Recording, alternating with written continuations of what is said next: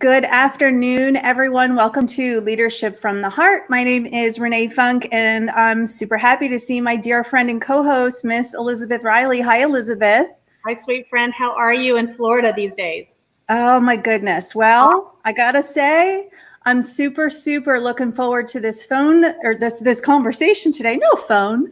We're here. We're live. We're live on LinkedIn. We're live on Facebook, and we have an amazing guest today. So Aaron Kirman is the CEO of Aaron Kirman Group, serving the Los Angeles market in a big way. He and his team have sold over $6 billion with a B, that's right. Yeah. In luxury real estate in the Los Angeles market, one of the number one teams in our entire country. And many of you probably know Aaron as the CNBC star of Listing Impossible. Aaron's here today. He's going to tell it like it is. And we're super excited. Hey, Aaron. Hey, ladies. Thanks for having me. How are you doing? I'm doing super good. How about you guys? We are so excited to have you. This is going to be a fun conversation. We can't wait to dive in with you. It's going to be super fun. Renee we had the opportunity to interview on Inman, and that was an awesome experience. And now I get you, Elizabeth, so it's perfect. I love it. All right, we're diving right in. Aaron, what drew you to consider a career in real estate? Yeah, funny. I was super lucky because I knew what I wanted to do when I was 5 years old. My mom had a friend who was a real estate agent, and I remember I would literally steal. At the time, they had the keys, for lock boxes.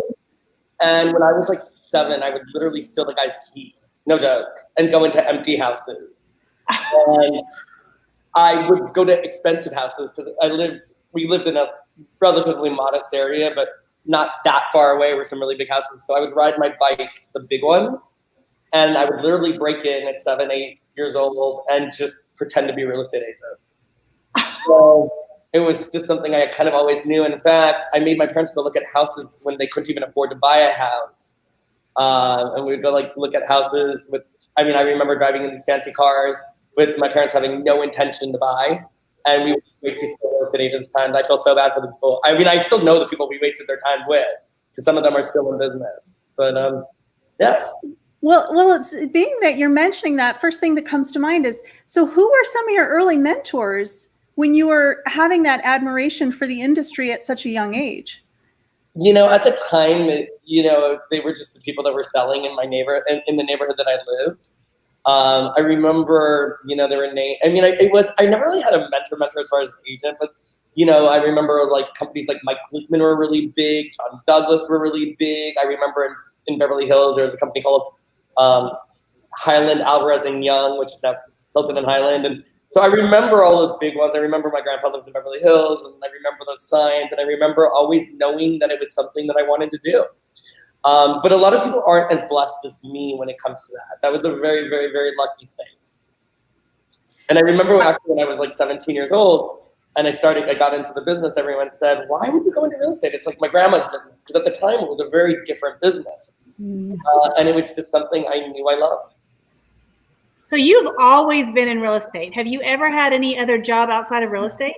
I couldn't hold a job for the life of me. I got fired from every job I ever had. So I'm highly dyslexic. I can't read. I can now, but back in that day, I really couldn't read. I had problems writing. And so every job I had, from being a waiter to being a host to even being an assistant in real estate, I got fired from. I could not hold a job. And it wasn't until I got my license at right around 18 that all of a sudden all of my problematic areas sort of went away. And all of a sudden I was super on it. But before that, literally holding a job is almost impossible.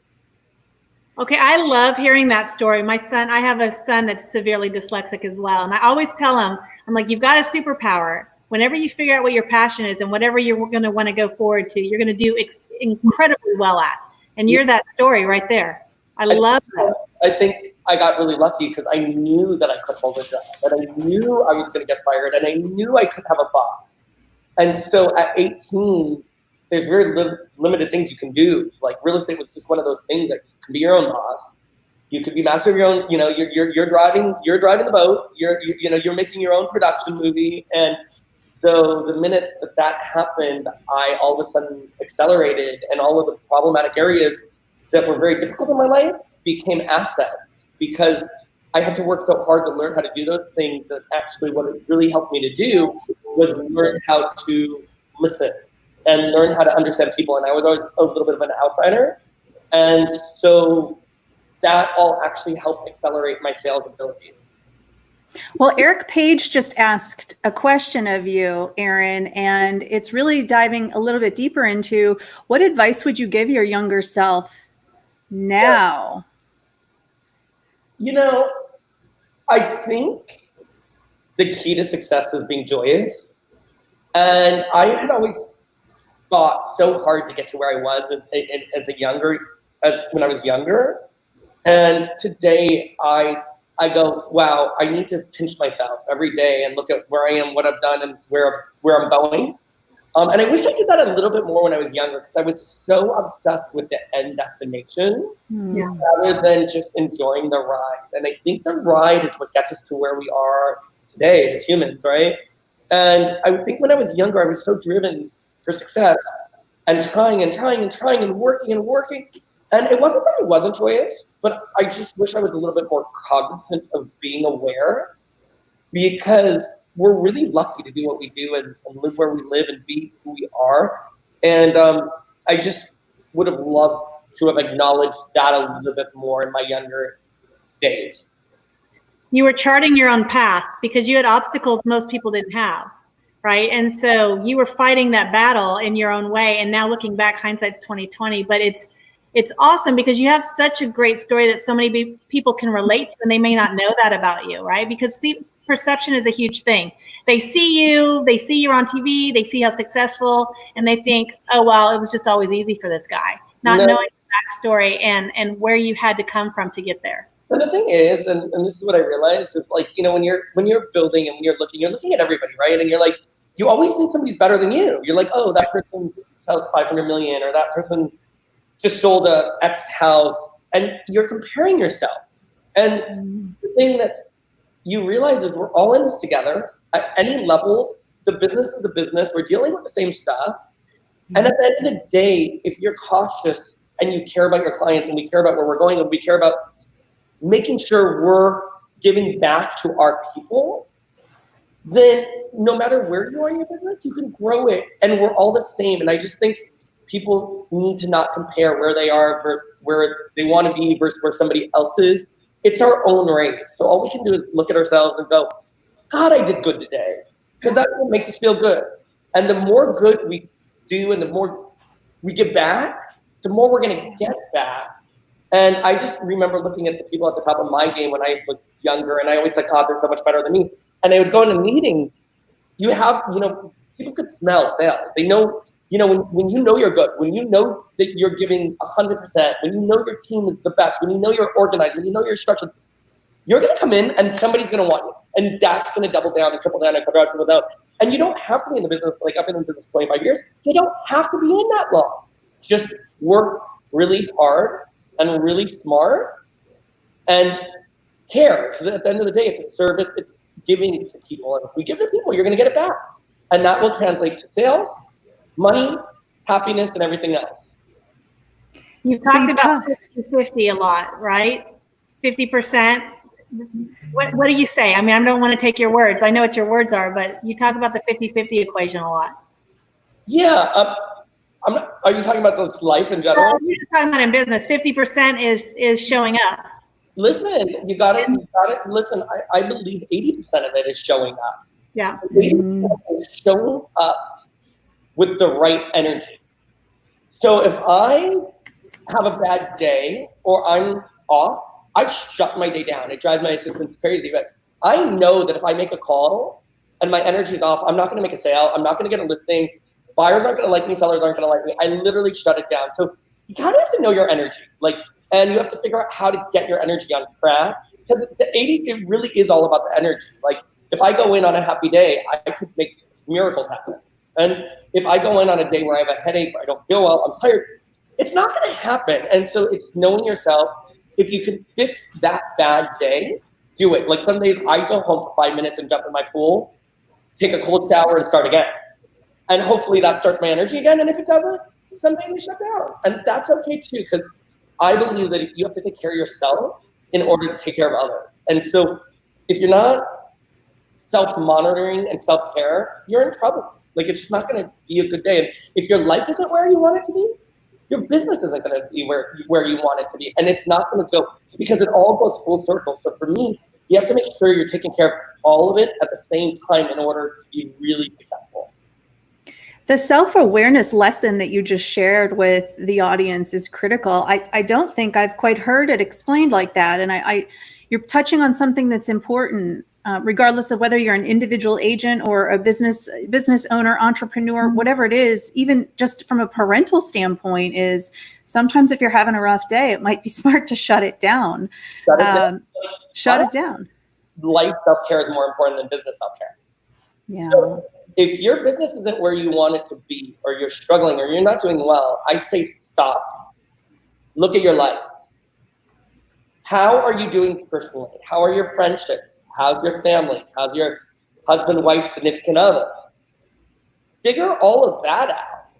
How are you on top? Are you paying your bills? Are you not paying your bills? Is your house clean? The stupidest, are you making your bed in the morning? Is your sink clean? Start with that. And when you have all of that simple stuff, not life, by the way, husband, wife, that's complicated, but when you have all of this stuff down, and at least you're running smooth, that's when you start to attack your business. And you go, okay, now where am I in my business? Am I organized? Am I structured? Do I have the right approach? Am I CEO? I call it, we're producers of our own movie, right? We're producing our own movie. Are we producing a good movie, or are we producing a bad movie? Is our organizational structure of that production good or bad? And if it's bad, you're not going to be successful. And if it's good, you will. Well, you talked a few moments ago about giving back, and we all know that giving back and being strong pillars and mayors in our communities are so important. You and your team recently gave back in a really big way. Can you share with us what you all had contributed in your communities? We give back every day, every day. So I wasn't always this way. When I was young and poor and just starting, I took what I can get, I grabbed what I can grab, and I look back and I probably did some things that I wish I didn't do. It's really easy when you have money and when you're successful to go, this is how you should be. But when you don't have that, it's really, you're different because you're living hand to mouth, and a lot of people take what they can get. But the lesson that I learned was the more I gave back, the more I got. Yeah. And so every day we're giving back. We're giving to charity. We're doing adoptions for pets. The Black Lives Matter movement. All of these things are really important. We have to listen. We have to hear. We have to understand other people. And I can never understand because I'm not African American. I don't know what they've been through. Right. But we have to listen, and we have to learn, and we have to contribute so that we can elevate everybody. And the more that we elevate, the better we will all be, which is one of the reasons why I started a team. Because I realized this business can be lonely. If you're just selling houses all day by yourself, that's a lonely business. Mm-hmm. And I realized that I would rather be a dolphin than a shark, right? Dolphins swim together, they play together, they're having fun in the ocean, and sharks generally live by themselves. Who do I want to be? Well, I decided that I want to be a community of people that make a ton of money, have a lot of fun, and rise each other, because alone, we're alone. Together, we're more powerful. And if you look at the way the business works today, teams and groups, and we need each other. It's it's the weirdest business in the world because we're competitors, right? We compete against the marketplace, but then the minute you have a buyer, the minute you have a seller, and the minute it's a match, what are you? Partners. Yeah. So if you don't treat every single person like a partner, it's going to backfire on you, because there's going to be a time there's going to be a multiple offer. You have a buyer, somebody has a listing, and all of a sudden they're going to be like, no, I don't like that guy. I'm not going to work with him. And you're so spot on. We talk with our team about that all the time, is the roles and the relationships we have with our fellow agent and our colleagues. there is a partnership. It's such a weird juxtaposition between being a competitor, but like you said, the minute that you're entering into conversation, even for serving your customers, now we're partners. We're going to work together to get this done. 100%. I mean, listen, I work in one of the most competitive marketplaces in the world. I really think LA and New York are probably the two most competitive marketplaces. But the business in general is the most competitive business in the world. And I studied and I said to myself, wow, these people are enemies. And all of a sudden you'd see an $80 million sale and you're like, enemies just became partners. How did that happen? And then all of a sudden you see that partnership grow, even if they're different companies, and all of a sudden they do another house. And you just realize how important it is. And it's funny because I had a competitor, big competitor actually, and we're friends. And one day I got really mad at them for something. And I said, forget it. I'm going to go compete head to head against them. And I had a listing. They wrote an offer and I was totally, I honestly was nasty to them. I just barely returned their phone call. And I saw her out to dinner and she said, we talked for a minute and she goes, why don't we do this? And it was her idea. And I'm like, write a list of all the good things we've done together because we've known each other and worked in the same marketplace for 20 years. Let's write all the good things that happened together and all the bad things that happened. And so we were on the phone for 3 hours during the week, which was insane. And what we realized was we sold something like $700 million together in inventory. And it really balanced out and now we're friends again. So because you were honoring and recognizing the partnership, which was rising up higher than any potential rift or competition that you might had, right? And the funny thing is now, like I have probably $100 million buyer, 80 to 100, and we're working together on deal. Like it just goes to show you the importance of that partnership. So if you're in any market, anywhere in the world, view your competition as partners and never think that somebody. You never know. I always say never bet against anybody. Because the luck and the energy and the triumph and the hard work will always pay off for somebody. So somebody can have a bad year. I'm like, watch, that person's going to be big next year. Watch. Always watch your competition too, and make sure you're on track too. Because at the end of the day, you want to make sure everyone likes you. But the world is evolving, and if you're not evolving with it, you're behind. And so I always say we don't have to recreate the wheel, just make the wheel better. We talk about that in our market as well because people are watching. And even if you haven't done a deal with somebody or even if you haven't ever partnered with somebody before, they're always watching for that time when it comes up, right? Yeah. Clients are going to come and go, right? I mean, my business is all referral. Clients are going to come and go, but at the end of the day, we're going to have each other, regardless of company, regardless of market, regardless of what our differences are. If we work together, those people that recognize, wait a minute, I haven't worked with this person, but I know their reputation. I've been watching them. I know they're a great person to work with. And then you have a better story to go with to your client. Like, I know this is going to be a great transaction. My goal is to make this seamless from start to finish. This agent is going to help us do that. It makes your story a lot more compelling, as opposed to bringing on or having to deal with somebody that's going to make it challenging for your clients. And it's just going to make it so much harder for everybody involved. So the relationship, like you're saying, the partnership, the relationship is key because that's going to be what's withstanding for the long term. Even if it's a client that, sold one house or bought one house 6 months ago, you're still going to be interacting with those people along the way. Yeah, but I noticed, like, when it comes to money makes people see things with goggles. I don't know why. It's money energy. People put goggles on and they always see it their way. And they always rationalize why what they did is right or wrong. And so I always tell people, step away, like especially with money. Step away from your need, your want, your desire, and really look at it from a 360-degree standpoint. And as a team leader, and I have a team of 80, we have this come up every day. Like every day, people are fighting over money. Why? This person stole my deal. That was not, and so I always have to stand back and go, and a lot of times I'm involved. Like there's just an involvement because of mutual clients. So I always have to kind of step back and go, okay, this is this person's perspective, this is this person's perspective. There's usually never a right or wrong. Right. how can we solve or how can we get to the middle? And the middle is usually a split. It's usually being generous. It's usually giving, because that's the only way to get two perspectives to align. So you reference your team.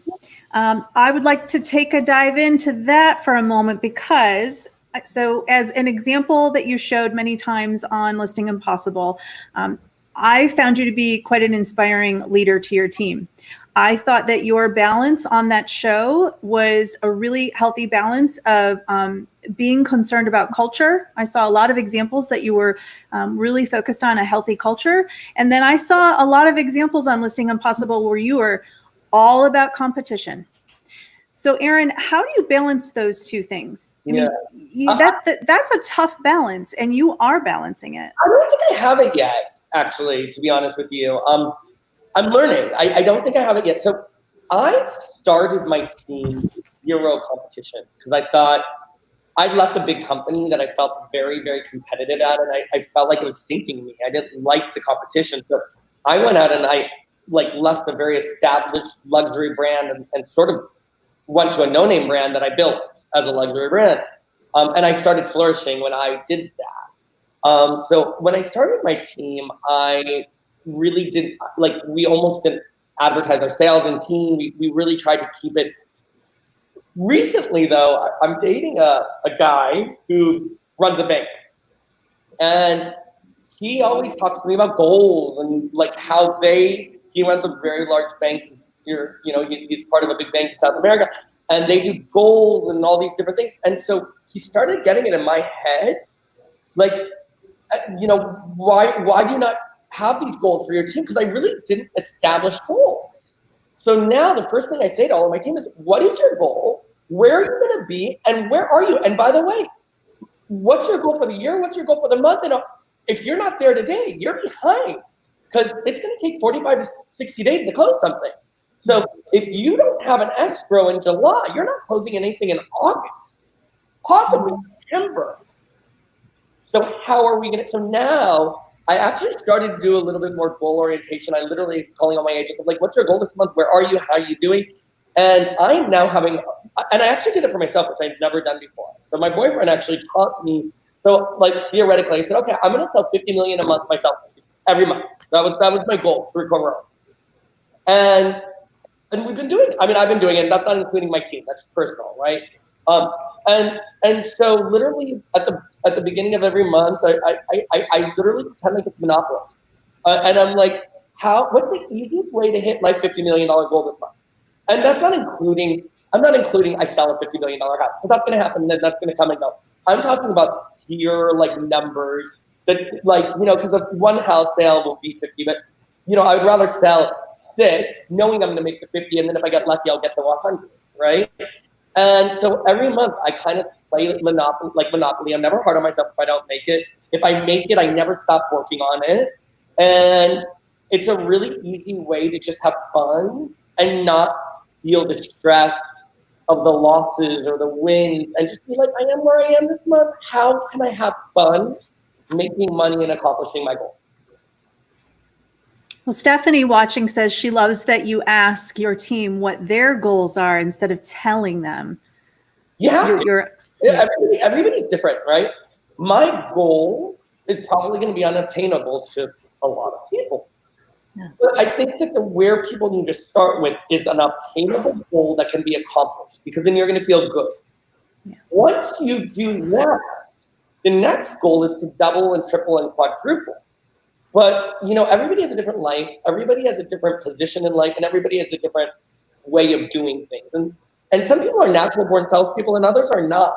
So you got to evolve, and you got to teach, and you got to learn. And I've seen unnatural salespeople become the best in the world. And so I think that it starts with, where do I want to be? What can I obtain? What can I feel good about? And the key to this is, if you're not hitting it, start again next month and don't make yourself feel bad, because that's going to hold you. It's celebrating the wins in the journey, right? And advancing in the recognition. And it seems like you're really good now. I know TV, editing, all sorts of things. People in real estate celebrate their win too much. Yeah, I think that's fair. A win could be celebrated in 24 hours. Yeah. You're only as good as your last sale. Absolutely. I see people in my market will sell, and again, I live in LA. It's a very luxury market where we are in Beverly Hills. I'll see somebody sell a big house, celebrate their win for 6 months. Yeah. No, you just made a big check. Don't make another big check. Celebrate it. Be proud of yourself. But you're only as good as your last sale. And so for me, even if my goal is 50 million a month and I sold 100 million that month, my goal starts again the next month. Right. Well, it's celebrating your little wins to your goal and getting there, you know, like you just said. I mean, it's not going to happen. All the goals are different. It's not going to happen overnight, but just being able to look back and say, oh, wow, look at how far I came, and that recognition. But you're really good. And I know that TV edits things and whatnot, but you seem to be really good at recognizing your team as well. And we want to dive into the TV show here in a little bit, but what are you doing to encourage them to reach those goals? I mean, you've got 80 people on your team. That's a lot of different goals. How are you managing that a little bit so that they stretch their goals a little bit more past, you know, that one win or that 2 wins that they just met? Look, I think that the best reward in life is success. That's the best reward, right? Like, you know, I'm not a kitschy, like, going back to my boyfriend who works at Spain, they are a little bit more kitschy with their goals. We'll give you this, we'll give you that. For me, the success of somebody is that they get to live the life that they want to live. That they get, you know, money is an energy, right? Money is a good energy, and money helps you grow and live and give back, right? And so for us, we want to see people live the lives they want to live. That's the ultimate goal. How can we get people to live? And I don't care where if you're just starting in a studio apartment or if you're living in a multi-million-dollar house. Like, the beautiful thing about where we live is we can get there. We can, and so what I do is I kind of look at everybody and go, where are you today? And where do you want to be in 6 months? And where can we get you in 2 years? And it's about that growth, that energy, that fun, that movement. And if it doesn't align, like if their movement and if their energy and if their spirit and if their work ethic doesn't align with ours, we actually don't want them. Like, we just don't, we want people that will grow, and they have to want it themselves. I'm not going to teach somebody to want or to need or to grow. Everybody wants, right? But you have to have the innate ability to get there in your own right. And I always tell people, like, if you're looking to me to help grow your business, don't. Because I'm not helping you. The best thing I could do is give you a platform to help grow your own business. And that is the best success that I can teach. So teach how to be successful. It's important. But if you're looking for a hand, you know, a lot of people want me to give listings and attachments, which we do. But if that's somebody's goal, then that's not a match for us, because our business is an entrepreneurial business. And I want people to think out of the box, be creative, and be unique. Because if you're just doing what everyone else is doing, you're just one of the, 2.8 million real estate agents in our country? For what, 5 million transactions? I mean, the numbers are against us if you're not playing it right. Okay, Aaron, so Listing Impossible, broadcast on CNBC. For those few that may not have seen it, you got to go watch it immediately, number one, because it's awesome, whether you're a consumer or an agent. I feel like I have 1,000 questions, but I want to get tactical for a moment. What is the number one error agents make going into a listing appointment? How come agents have challenges earning the listing? Where do you see the errors they're making? I think that the number one thing that I see is people are not as authentic as they could be when they go in a listing appointment. So authenticity sells, right? And you see this on Listing Impossible, I don't go in trying to get a listing. I just don't. I actually go in with the mindset of, how am I going to sell this house? And that leads me to telling somebody what their issues are with their house. First and foremost, I'm not like your house is gorgeous. I'm like, your house may be gorgeous, but here's why your house is going to have some issues on the marketplace. X, Y, and Z. And if we don't solve this today, it's going to cost you a lot of money later. So let's solve your problems. Let's fix your issues so that when we go live, we can go live and win. I think, and I'm guilty of this, when I was young, I used to go in and I would be like, this house is so beautiful, I love it. And I would look at it with the seller's perspective. They tell me how good the granite is. Yeah, the granite's gorgeous. You tell me you have the finest house on the street. Yeah, you have the finest house on the street.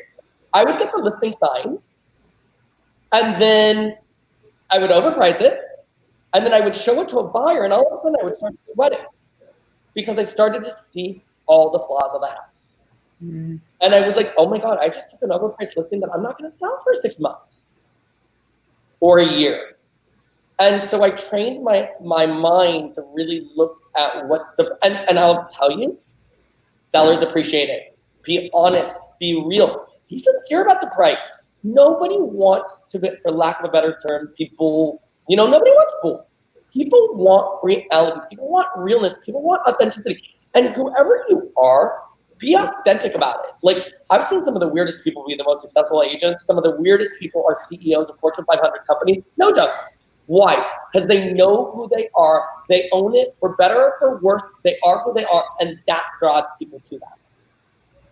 And people respect that and appreciate you coming in, because there's so many people, there's probably 10 people that are going to tell those what they want to hear. And you step in and say, well, these are the things you need to hear. Yeah, listen, I don't know about you ladies. I like to be told the truth. Yeah. I like to not be sold. I like to think of myself as fairly intelligent. You guys are fairly intelligent. I like a good salesperson, right? We like to be sold. Salespeople love to be sold, by the way. But in an intelligent, smart way that lets people come up with their own conclusions. And so at the end of the day, we're information givers. We're people that I don't ever go in trying to make a sale or trying to get a listing. I try to get to know somebody. Who are you? What are you about? What makes you tick? What are your goals? What are your objectives? And once you have that, you're going to get a listing, you're going to get a sale, and you're going to make it happen for people. But if you just go in with your own objective, done. If your only objective is to get something out of somebody, it's done. It's not an alignment. And you need to be aligned in order to make things work. The way you approach the listings appointment is so smart, because going into it in your mindset that this is a business decision between two parties, both yourself and the seller. So if you're going in with the mindset that you explained, then you are clearly in your mind coming in to assess, is this a viable business decision for you that you can deliver on to succeed and provide a service to the seller? It's all about time, guys. Like, the way I see it, in our life, we have one thing, right? It's time. Yeah. How do we work our time? Are we going to be taking listings that we can't sell and working buyers that are unrealistic? Because if you do, we're out of time and you're not going to make money. By respecting our time, we're respecting everyone else. So part of my process is, do I want it? Is this seller realistic? Can I actually sell it? What are the flaws? And if the seller's unrealistic, I let somebody else take it. I'm fine walking away. And by the way, buyers, everybody, sellers always want the highest price. Buyers always want the lowest. That's our job. We have to bridge it, right? You got to look at it from both sides. If a buyer is unrealistic and you're running around with a buyer who's unrealistic, you just lost a week of your time when you could have made 2 sales with 2 realistic buyers. So all we have is to make sure that we're working with the right people. And the other thing is alignment. Like, just because somebody is priced right or because there's a buyer priced right, that doesn't always mean they're right for you and you're right for them. Yeah. I mean, you don't have to be friends, right? You really don't. You can do business, but you have to have a business alignment that you have to go, this is the right match. I say selling houses is like dating. Buyers and sellers have to match. They have to date. They have to like each other. But the agent is the person that's the matchmaker. Yeah. And the matchmaker has to understand the buyer and seller. Otherwise, it's not going to match either.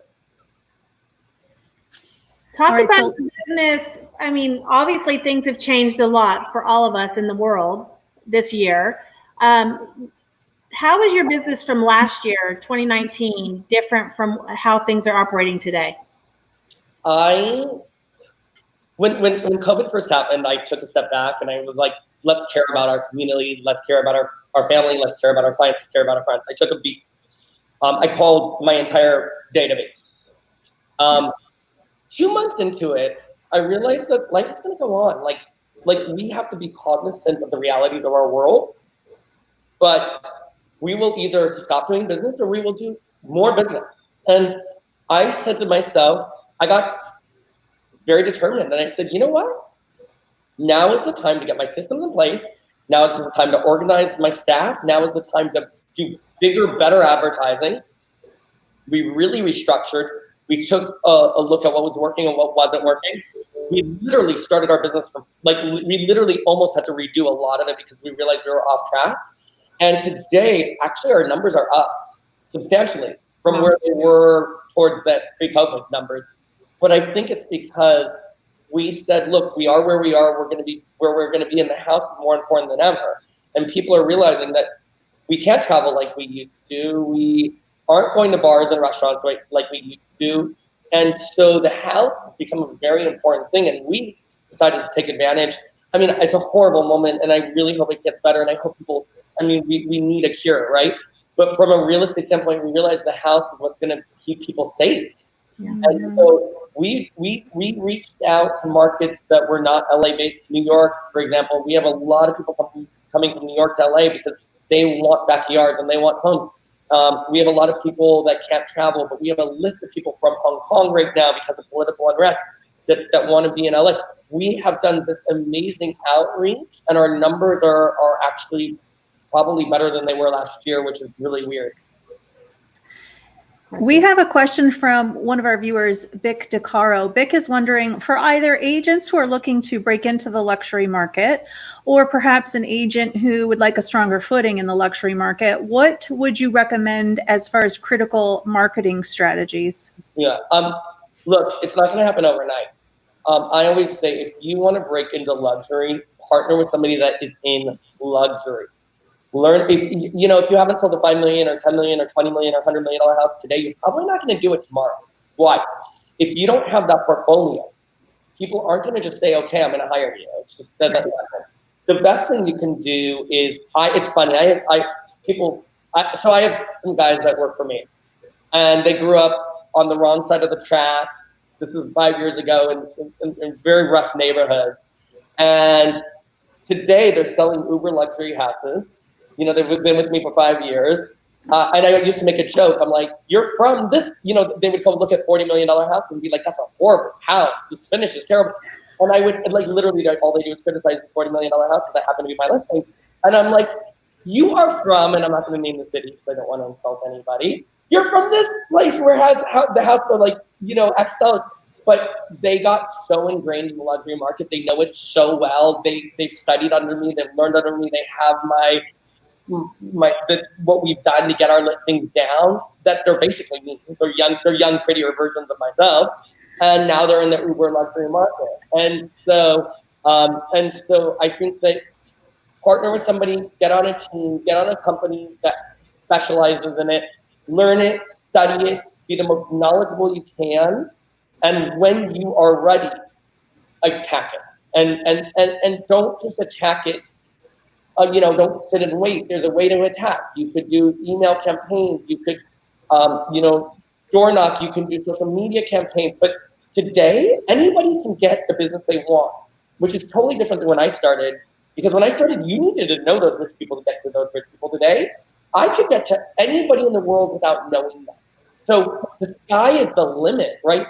Through social media and through technology and SEO and PPC, you could get to anybody in the world. No joke, anybody. And so once you have the knowledge and the experience, do it. But don't do it before then, because then you're going to it's going to be obvious you don't have that experience. So we talked a little bit before we went live about you and the show, and you were saying that, this didn't always come natural for you. I would love to hear a little bit about that, but also what surprised you the most about documenting your business so visibly on TV, on a TV show? Yeah. So I was telling you, ladies, so nothing's come easy for me. Like, I've struggled from day one on everything. So the first time I did TV for CNBC, the head said, you could never put this guy on TV ever again. He's the worst TV person I've ever seen. And I was nervous. I was awful. My brain wasn't working. I wasn't myself. And the producer said, let me try one more time. I can work with this guy. And he worked with me. And eventually I got okay on TV. I'm not sure I'm great, but I have a show. What I realized about what I told CNBC when we shot it, I said, listen, I'm not an actor. I never will be. I don't know how to act. So the only thing we can do here is be authentic, be real, and don't interrupt me in my meetings. Just let me go, and you'll get what you want to get. But if you try to manage me or if you try to produce me, it's going to fail. So I was really wanted to be authentic in our approach. What you see is what you get on our show. It's not fake. Like, it's super real. The meetings, the dialogue, they just let me roll. And what I realized is it was really fun. Like, I loved it. But what I love about shooting TV is I never cared about being a TV personality. That wasn't my thing. But what I realized is our business is so impactful, and everybody's lives depends on where they live, and there's so many factors involved around people's lives. And I thought to myself, if we could tell those stories on camera, we would have a great show. And on top of it, what was really important to me is education of real estate. Like, people look at, and I'm not criticizing the shows like $1 Million Listing or Selling Sunset. They look at these people flying in private jets and then in these Rolls Royces and making all this money. And I'm like, what world are they living in? Because I'm one of the top in my game, and that's not my world. I have to work really hard. I lose listings. I fight with my clients. I have to tell the truth. And half the time, I don't win. And not winning is winning, because you learn what to do the next round. And so I wanted all of that to be seen and shown. And I think we did a pretty decent job of it. And I'm excited for season 2 because we get to keep doing that. So fun. When does season 2 start? We got we got delayed because of COVID, so we still have to get a shot and get it going. But we have a really interesting, we want to take it even deeper. Like, we want to really hone in on how to win, and not just I'm assuming a lot of brokers are on this network right now, but we want to help not only brokers, but we want to help buyers and sellers understand, like, a lot of people that we work with are the richest in the world and have the best houses and run CEOs of Fortune 500 companies, and they make the most mistakes in real estate. And you think, how did that person make such a big error? And so it just goes to show you how valuable we are. And I meet these people that are worth billions of dollars, and I'm like, how did you not think that over investing X dollars, 50, 40, $30 million in a house, you were going to win here? And they're like, I just didn't think about it. And so real estate should be something that should be very, sensible, but it's funny for a lot of people, it's just not. And so I think we have messages that we could give. And I just, I always tell people, care about the people you're working with, be authentic, be real, be strategic, be smart, and you will win wherever you are starting. Bigger, you want to grow bigger, you want to run a team, you want to, and I always tell people, agents, we're not agents, we're CEOs of our own corporation. Stop running to sell this and sell that. Stop, breathe. Where are you, and how can you sell not one home, because everyone's trying to sell that one house or 2 houses? How are you going to sell 10, 20, 30, 60 a month? How can you do that? Because if you're just running around all day trying to sell that one, you're not going to sell 5 or 6 or 7. It's impossible. So the team, the build, the CEO, how are you branding yourself? How are you marketing yourself? Are leads coming to you? Or are you expecting that, are you just sitting there? Because if you're not running it like a corporation, you're probably going to be out of business, and you're going to be running like a hamster until you're tired. Okay, so this is a tough one. I hope you're holding on to your seat, Aaron. This last question, I don't know. We're going to put you on the spot before we let you go. Aaron Kirman, what does leadership from the heart mean to you? Leadership from the heart means authenticity and truth.